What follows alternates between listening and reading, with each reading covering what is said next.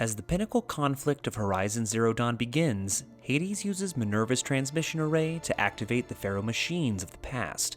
Across the world, we see these bots rise from beneath the earth, ready to consume all life once more. Luckily for humanity, Aloy is able to use the Master Override to purge Hades from the system, deactivating the swarm once again. This event seems to be fairly self-explanatory, however, there is one detail I have received a number of questions about. When Hades began sending out his signal to awaken the swarm, how come we didn't see the massive Horus-class titans, or metal devils to those in the 31st century, awaken as well? Though we don't have a definitive answer to this question, there are some details within the lore that could point to a possible reason. Firstly, it should be noted that during the events of the Looming Shadow, we really don't get a glimpse of any metal devils, so they may have begun to awaken and we just didn't see the event occur. Perhaps they simply remained motionless as the activation signal began its process to fully awaken them.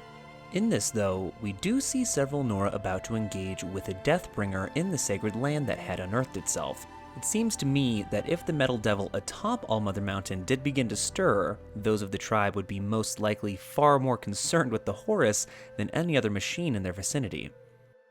Another reason these metal devils might have remained still is that they have simply sustained too much damage to function properly, whether this is due to the passage of time and exposure to the elements, or damage sustained during Operation Enduring Victory. These bots, to the best of our knowledge, don't have the ability to repair themselves. That functionality appears to be exclusive to the Corruptor, or Scarab. If this is the case, it may have taken longer than was available to the swarm once activated for Scarabs to locate and repair their Horus counterparts. Though this could be the answer, other Chariot Line models were able to be activated with little to no issue. Finally, and what I feel could be the most likely answer, is that these massive machines simply didn't have the proper resources to regain full functionality. According to the presentation by General Aaron Harris during The Bad News, he explains that once there is no longer any biomass to consume on Earth, the swarm will go into hibernation.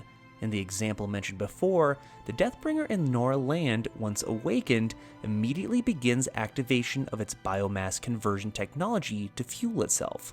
This is important because, though the Scarab and Khopesh are both equipped with this patented Pharaoh technology, the Horus Titans don't appear to have this capability.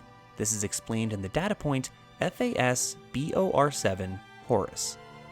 Meanwhile, the biomass conversion systems of other Chariot Line models allow them to keep the Horus fueled, repaired, and ready, extending its operational tolerances beyond that of any competing Titan-class platform. Simply put, these massive machines may have not had the fuel supply necessary to once again see them rise from their timeless slumber. Without the support of their Chariot Line counterparts, these massive mobile manufacturing and strategizing element of the swarm may be locked in place until a time where Corruptors and Deathbringers can provide the means to make them fully operational. And that brings this chronicle to a close. If you'd like to see more content like this, likes and shares are always appreciated, and if you're hungry for more Horizon lore, be sure to subscribe and ring that bell. Also consider supporting the channel on Patreon so we can keep making content just like this. Check out the link in the description. And as always, thanks for watching, and keep questing.